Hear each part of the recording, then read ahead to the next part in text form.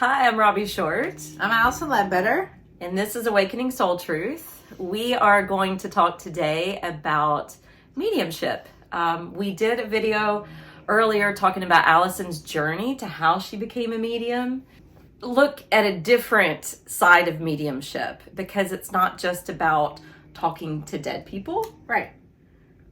In one of the videos, and I'm not sure if it was that one, I specifically asked you, can you tell the difference between a ghost, someone who hasn't crossed, and then someone like your mother who has crossed? And you said, yes, there's a whole different energy to them. Can you explain?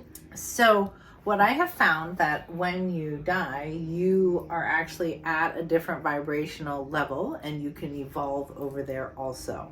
So on Earth, where we are, we all agree to have a third dimensional body, or if it's fourth or fifth now, I don't even know where we are in this. Right? So you agree to have a third and fourth dimensional being, but we have aspects of ourselves that are in higher vibrational levels, higher places of consciousness. And that's true on the other side. So I can meet a person who is being a ghost, and that's a really low vibration because they're choosing the fear, and it kind of amps up to very, very high levels. Sometimes you'll have a person you love who's crossed over, and the first couple of months they're around and you see them in their physical form, but as time goes on and as they evolve and level up or dimension up or they or actually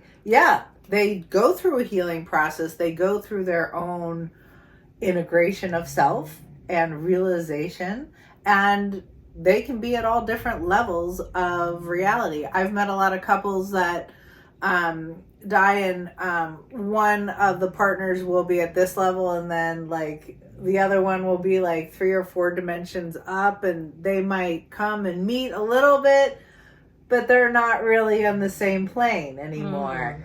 And you can always move and transverse in and out of these dimensional spaces pretty much with ease. But sometimes when beings are crossed for a long time, like say my mom, she's a very high vibration, and I would say that anyway, regardless, right? Isn't that funny? Like, but she doesn't appear in street clothes anymore. She doesn't even appear with any type of clothes a lot of the time. She's like more like a light being to me, and appears in energetic form and can bring face, and sometimes I'll smell her or I'll have a thought that I know is from her. Okay. So it's all different levels.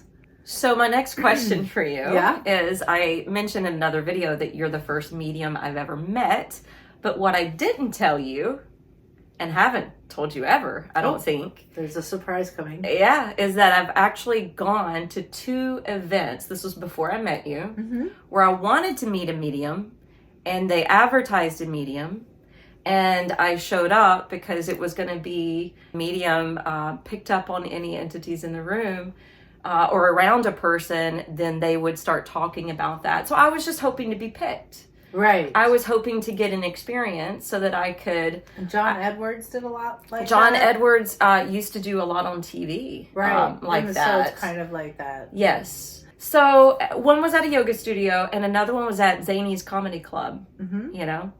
And I know, the comedy club, right? So some skeptics would laugh at that, thinking, you're really going to take this serious? And it was fascinating. But of course I left disappointed because I wasn't picked. Right. And my people weren't either loud enough, or when I met you, I just thought I was coming for Reiki. Right. And I love Reiki. And I love this, I call it an energetic tune-up, and I usually get it quarterly. I was about to make a huge decision in my life, and you didn't know me from Adam. I literally come to your office, I get on your table, and you pretty much tell me immediately that I wasn't going to get to do what I was planning on doing. That's always a good intro. And I was like, wait a minute, what? And then anyway, then the Reiki began, And then all of a sudden you're talking to my grandmother who was there, which I was not expecting. So basically what I want to have you share with our audience is I feel like you use mediumship differently than the mediums that I had heard about or seen on TV. Right. I do. So can you talk about that? I do not do mediumship in terms of showmanship. I don't do it in terms of anything outside of healing. You don't do it for entertainment. Because I feel like sometimes you do it so much from the healing standpoint. I do not entertain and even have a hard time maybe collecting the finer details of what people want to see in a mediumship moment. All right, so how it works is if I'm going to talk to a relative, it usually means we're doing some ancestral healing so that there's something in the family line, usually some issue, some pain that's been passed down from one generation to the next. And as we evolve in our families, we do heal, and they can be really insightful. And when we heal, they heal. And when they heal, we heal. So they are able and ready to heal on the other side also. And it's kind of like this mirror effect in time and space, so you can actually watch a healing happen and it can go forward to the family lineage and back. It's really cool. Like, you know when it happens because there's a whoosh in the family line. But it is pretty cool. When I think about people healing, I do ask for their ancestors to come in because they also have insight. Sometimes people don't want to say the whole truth when they're with me, and having an ancestor there that loves them, that's present, can kind of bridge that gap of building immediate trust, because my sessions are very intense, so you want immediate trust. And when they come in, it's a lot about feeling love. To say, hey, this person's here, it's more of a concept. It's more of how they look. It's I get a lot of details about hair. It's very funny. I pick them up on people's hair. Does that show the times that maybe they were alive because styles change so much? Do you think that's why? Just as you knew them, their hair will be that way. And then sometimes I can watch them transform back to the way they're comfortable. Longtime client, her mom just passed. She lost 3 people in like a span of 6 months. The mother wanted to prove that she was there, but I don't like all this entertainment or prove stuff. And the exact words can be hard because they transfer concepts instead of words to me. And the mother, I really enjoy the renovations, or I'm really excited for the renovations and being with you outside in this new setting and in nature. And so I said, your mom's really looking forward to spending time with you, even though she's dead, being in this new environment, and your home expanding. And they were in the process of putting a screen porch in and a new pool. And I had no idea they were renovating. So that's a really good example of like precise words, but more of a concept. And every time they communicate, it is more conceptual, and symbols, universal symbols. And then it becomes about the exchange between you and I about what does that symbol mean to you.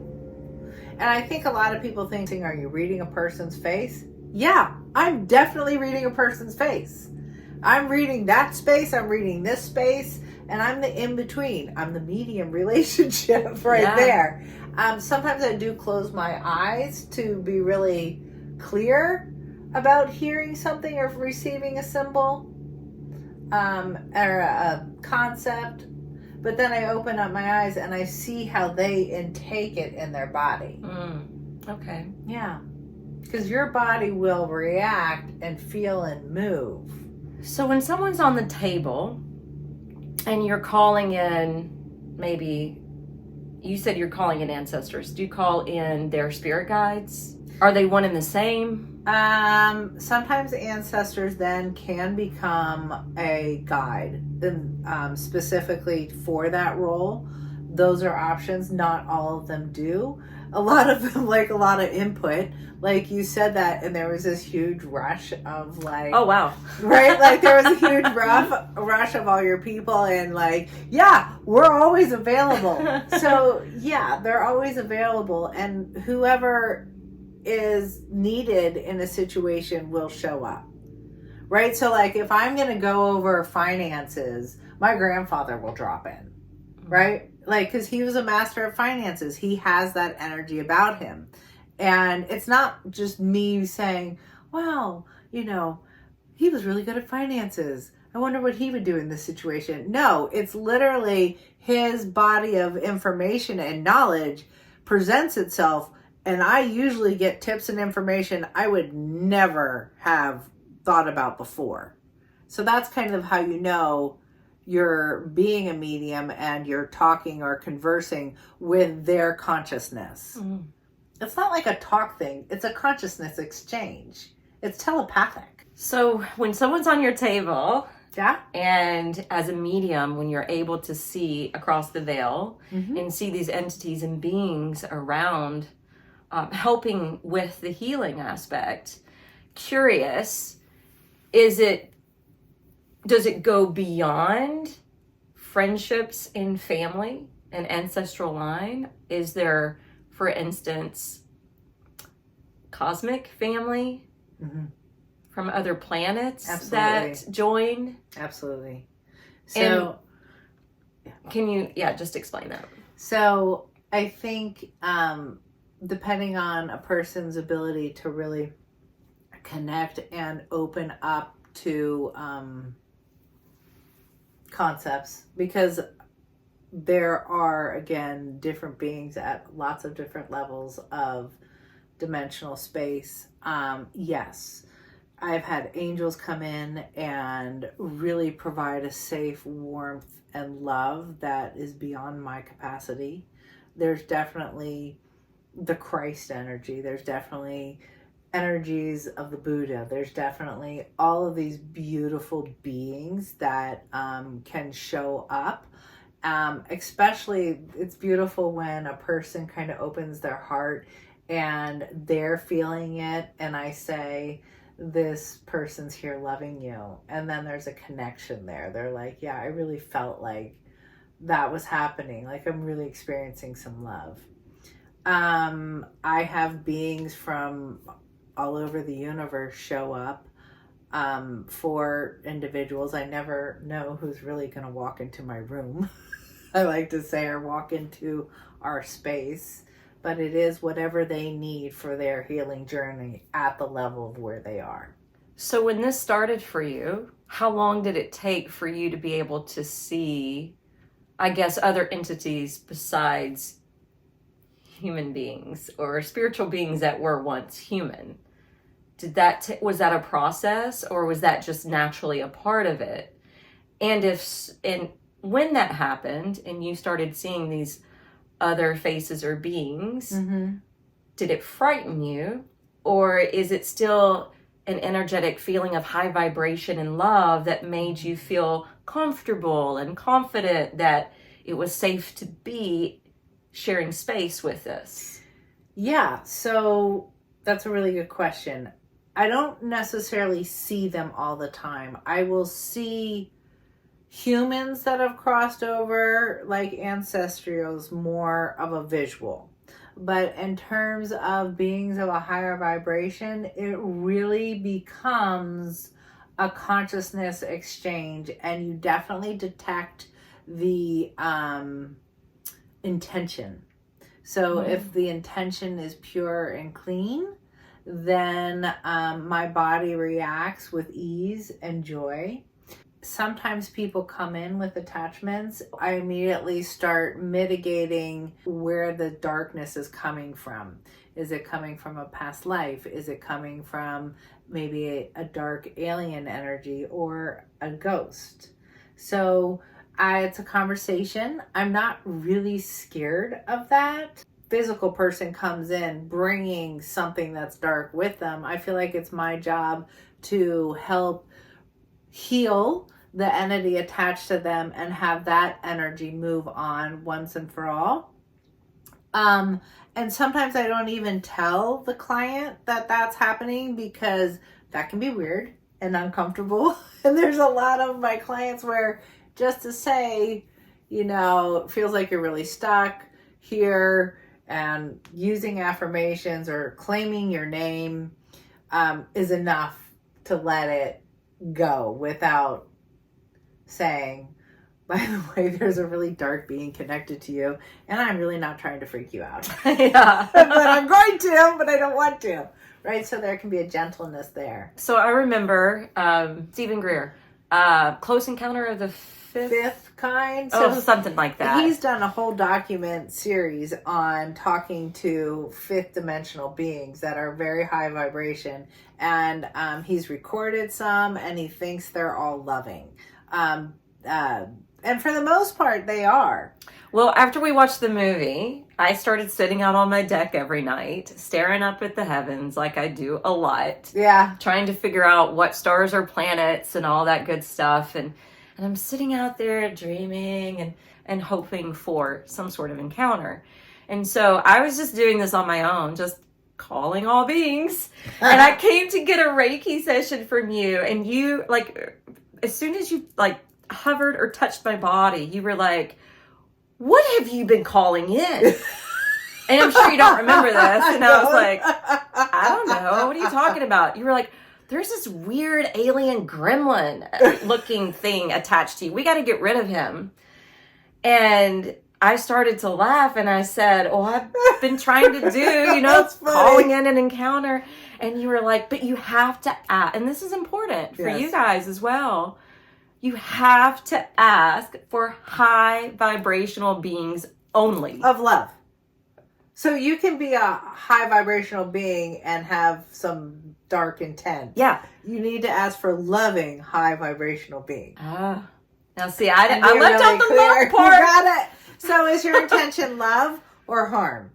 And you can ask an energy and they actually have to answer you on that dimensional space. Unlike humans who can lie to your face, and you can say, you know, is this loving or harmful? And they answer you. So high vibrational beings can be positive or negative. There is that potential, yes. Because high vibrational means higher dimension, but in the dimension there could still be polarity. Yes. I thought the duality ended at fourth dimension. It which might. is why I said that, but I don't know what I'm talking about. No. Yeah. I just asked no. I mean, and it doesn't have to be scary. One of the best things you can do for yourself in dealing with the unknown or unseen is claim your power. I am full, and my name is, I'm Alison, and I'm filled with the light of the divine. And you can have protection. You can call in angels. You can be very clear. You can cast things out. Like, you know, there is a power of the word, and the power of the word is clear, especially in those higher dimensional spaces. You know, you can say, I cast you out of my energy field for now and forever. Done. Yeah, say everything 3 times. It accesses the universe. Okay. So that's... I just started doing that too. Yeah. Adding in, saying it 3 times. Yeah. When I call in the angels, I usually just sing 3 times. And you always want to couple it with the feeling too. Like, you need to, when you're asking for something, feel the intention that you're asking for. Having gratitude for something that, when I'm starting a healing session, I always say, thank you, divine presence, whatever beings are going to show up, for healing, helping guide this healing session today in the name of love. I say that every time, and I actually have my clients say, I'm healing today with love and only love. I'm healing today through love and only love. Love is my source, my foundation, and my healing tool. Is anyone else hearing the Beatles? Love, love, love. That's awesome. If a person is able to see across the veil, and if, say, they're developing this mediumship, okay, right? is it possible that maybe a person can only see angels and not those who've crossed over? Or once you see into one realm, you can see it all. Do you see what I'm saying? I think it depends on what you're comfortable with. I definitely did not believe in the dark side really at all when this first started. I would maybe get inklings of it. I just thought it was like people making bad choices. So I went into a bar mid-20s, and I all of a sudden, as my world works, could see like all of this dark energy hopping and moving through people because they were disconnected from their bodies.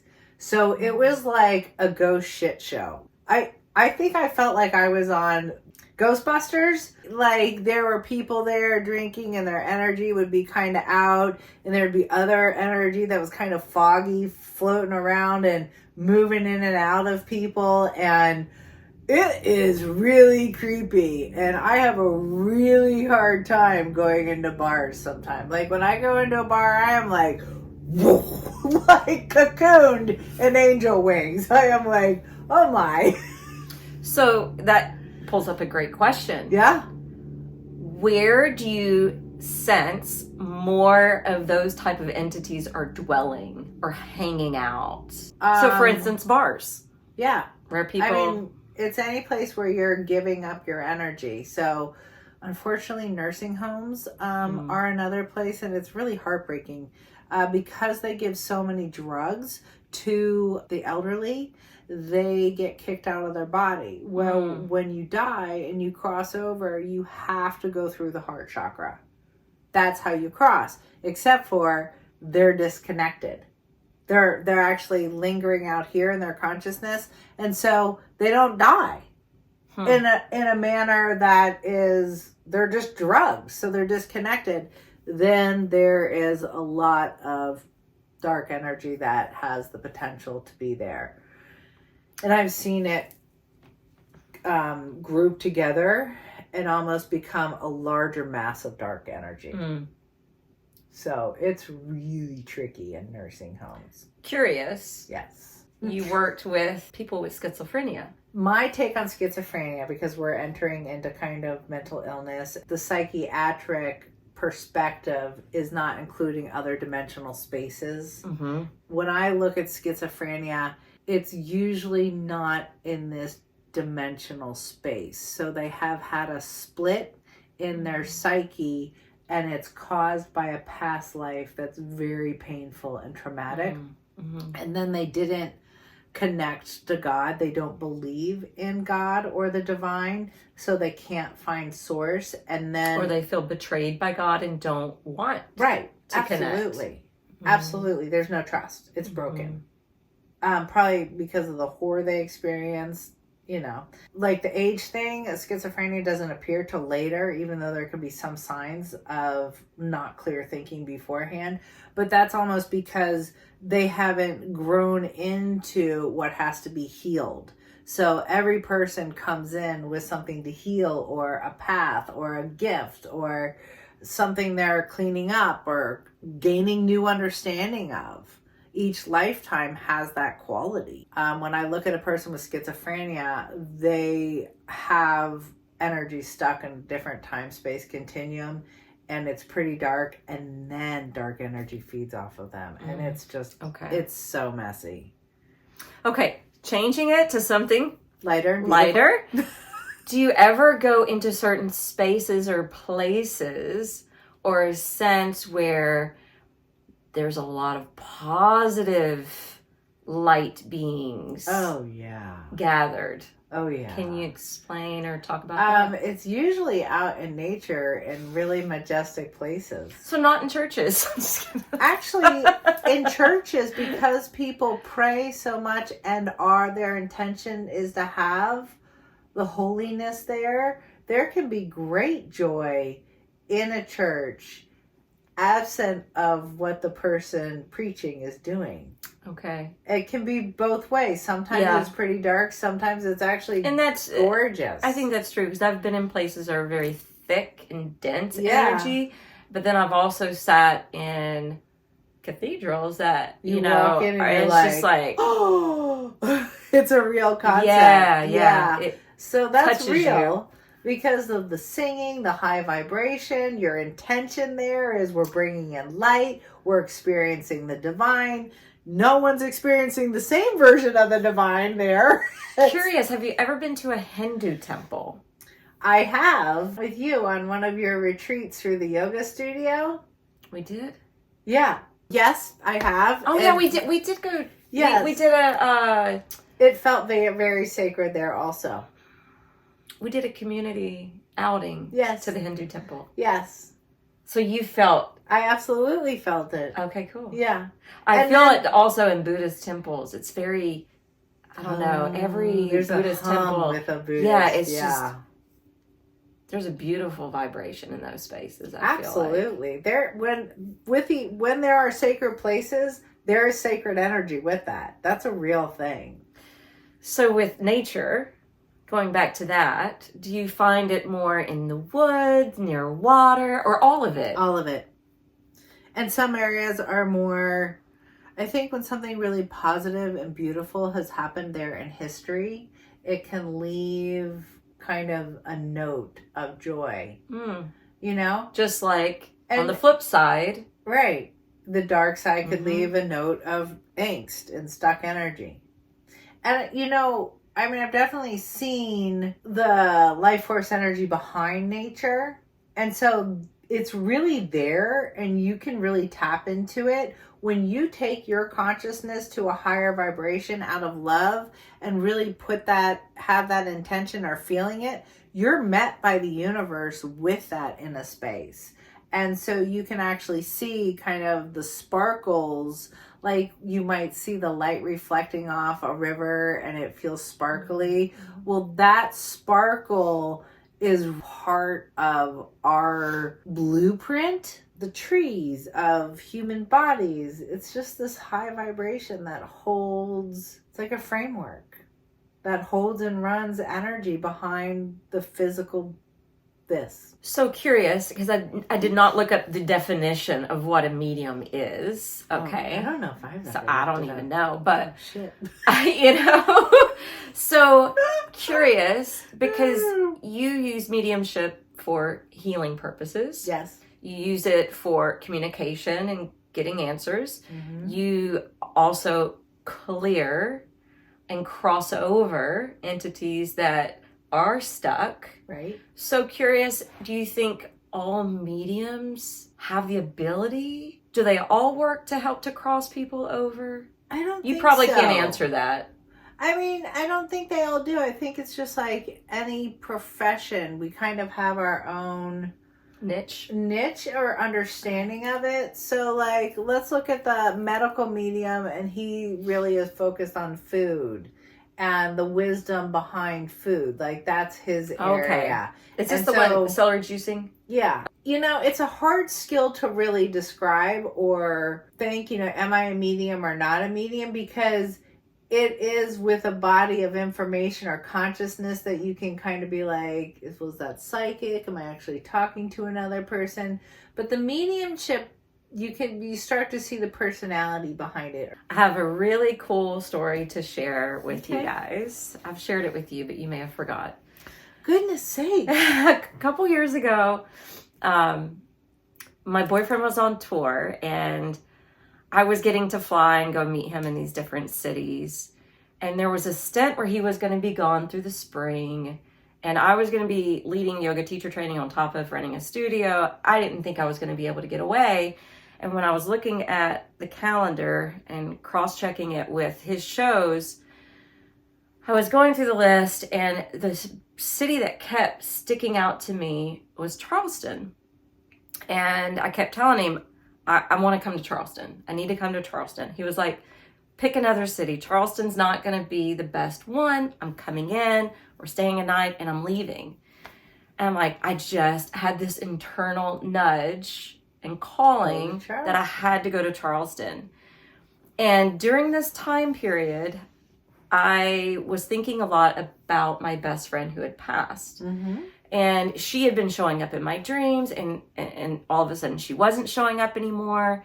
And I was in the question of, is she even around? Wonder what she's doing. And, you know, basically I kept getting this inner call. I got to go to Charleston. Got to go to Charleston. And every time he asked or we spoke, I was like, I've got to come to Charleston. And so he bought me a ticket to go to Charleston. And I actually flew in the night before. So I got a little extra time. And I wanted to, you know, just be a tourist. And I went to a yoga studio and I went to go look at, I love cemeteries. I love going to old graveyards. I do remember this, yeah. So I went and I'm going through these old graveyards. And I went to the one in Charleston that is all natural. They don't landscape it. It's all grown up. It looks kind of haunted. And I went and I'm walking around the courtyard and I went to the very, very back end of the cemetery, and this one place was mowed and was cleaned up landscaping wise. And there was a few steps and there was a bird feeder there, which, you know, probably doesn't mean anything to anybody, but I was drawn to this area and it stopped me in my tracks because I realized I was looking at a picture of what my best friend had taken. She was a photographer. Stepmother owned a yoga studio that I got to teach at, and above the hearth of the fireplace was this beautiful black and white photo. And she was like, yeah, Kelly took that. And she had made cards, and I had bought the cards and I had them at home. And I literally was drawn to Charleston, went to a cemetery, showed up, and there it is. That's where she took the photo. That's so beautiful. And I'm like, what? And I'm by myself, the hair standing up on my arms. And I immediately call Rob because he's at the venue doing sound check. And I'm like, oh my goodness. I found out why I'm supposed to be in Charleston. It wasn't even for you. This was for Kelly. I felt like Kelly prompted me to come here. And it showed me that whether I felt like she was around or not, she's around. She's still here. Mm-hmm. And that was my proof. Yeah. So even though I'm not a medium, I felt like I was prompted to go somewhere, and I just followed through, and there was the evidence that I needed. And that's, I think, the wonderful way to follow signs, because they are communicating with us. Mm-hmm. And that gets to that place where they are really high vibrational beings.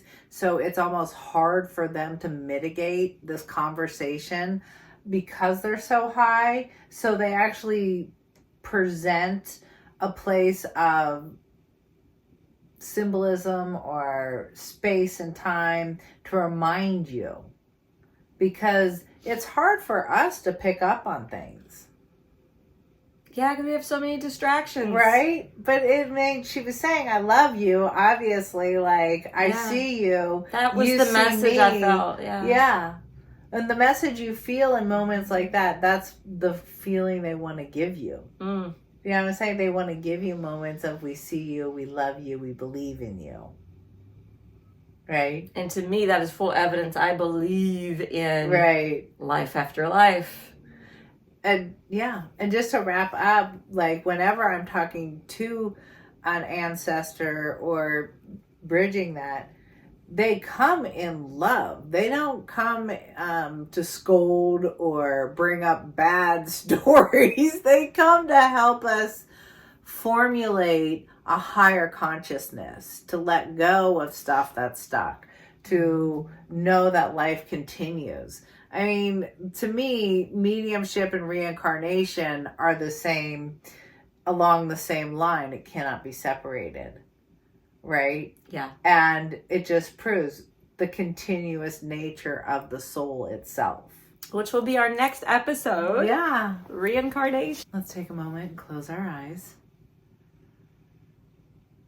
And start to pay attention to your breath.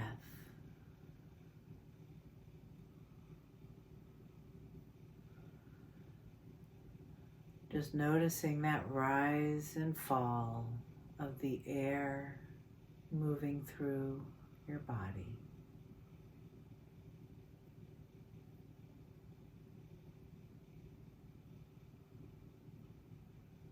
Feeling where all the parts of you touch the chair, the floor.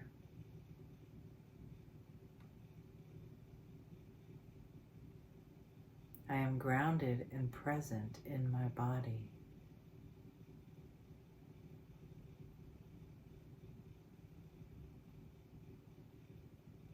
Again, noticing if your body needs to shift and release and align with your breath.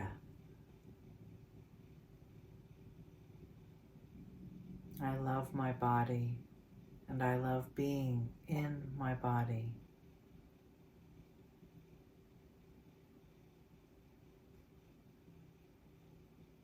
And now we'll just allow our crown chakra to open and to receive love and information from our higher self.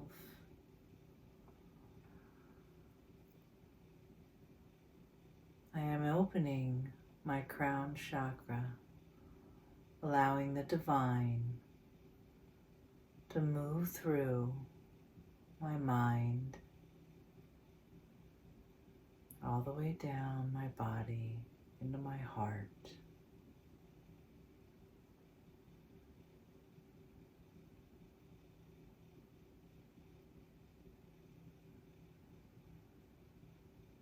I am open to receiving messages of love.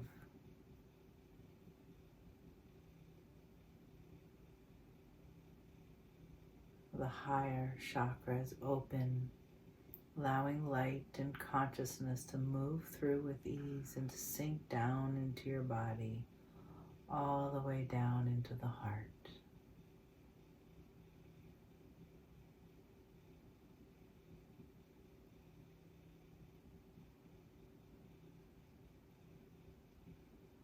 I am opening my mind and my heart to the joy of the unknown.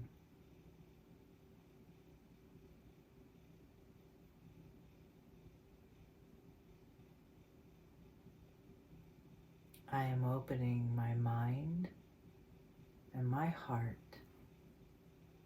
to the joy of the unknown.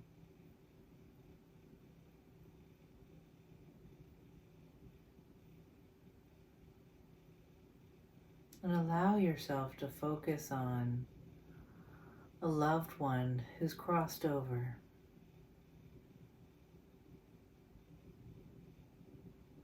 And just bring their face into your mind's eye.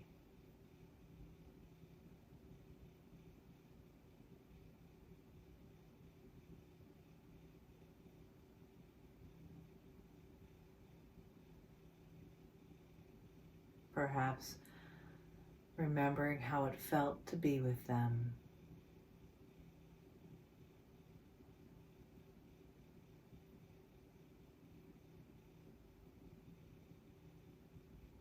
I am receiving a message now from this loved one.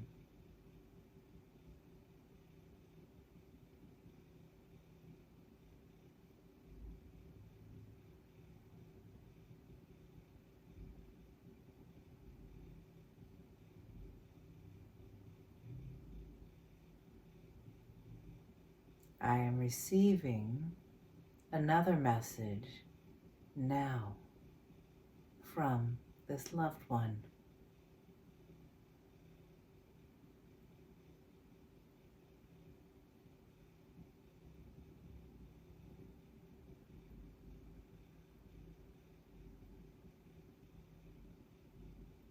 And just remembering that it can be a symbol, a thought, a feeling. Rarely is it a direct conversation of words.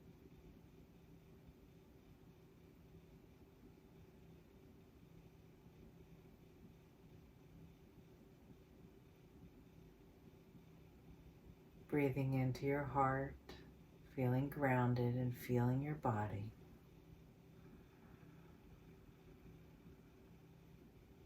Staying present and conscious. There's no need to leave your body to receive information. Staying grounded and present is the key.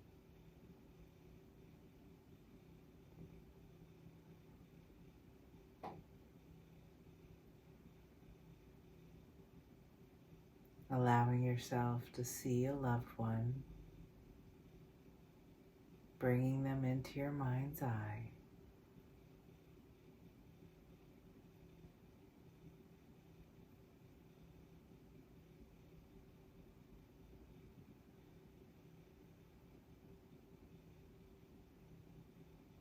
I am open and receiving a message or a symbol from them now.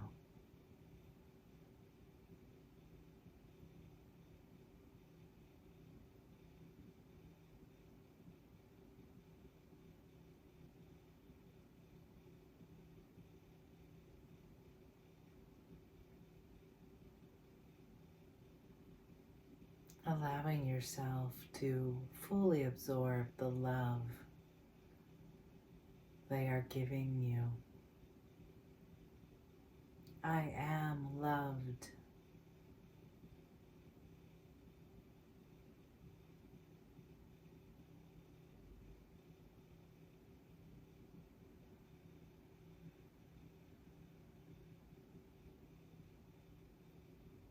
Again, into the heart, into the body, feeling grounded. Allowing that 7th chakra to slim down. Allowing pure divine light just to run itself through your heart line, up and down your body, grounding you to the earth. Saying your name, I am.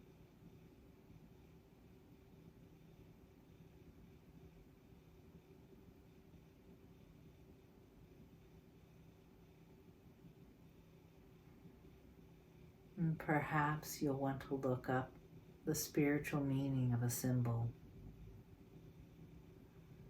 or write down a message that you received. And sometimes they'll show you a picture that you'll understand in the future, and they gave it to you for clarity now. Just be open